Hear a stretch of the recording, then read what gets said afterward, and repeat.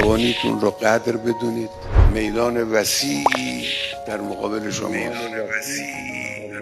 انشاءالله 70 سال دیگه، 60 سال دیگه شما تو این دنیا حضور خواهید داشت و کار خواهید داشت. از این فرصت استفاده کنید. برای این فرصت طولانی برنامه ریزی کنید.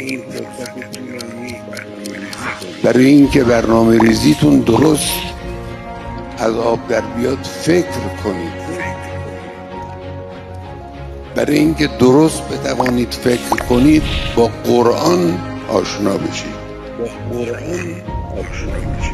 قرآن رو بخونید، تأمل کنید. از کسانی که پیش از شما و بیش از شما تأمل کردن یاد بگیرید. یاد گرفتن ننگ نیست، افتخاره. همیشه باید یاد بگیرید. تا آخر عمر باید یاد بگیرید.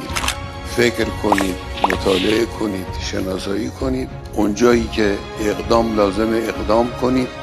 اقدام یه وقت آزمایشگاهه، یه وقت کلاس درسه، یه وقت داخل محیط دانشگاهه، یه وقت محیط اجتماعی است، یه وقت محیط سیاسی است، یه وقت راه کربلاست، یه وقت راه فلسطین، یه وقت شعار برای اهداف عالیه اسلامی است.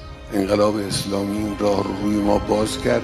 عزیزان من، جوانهای من، انقلاب فرصت به ما داد. میتونیم از این فرصت استفاده کنیم. اگه استفاده نکردیم خسرانه. اگه استفاده کردیم فلاحه. قد افلح المؤمنون.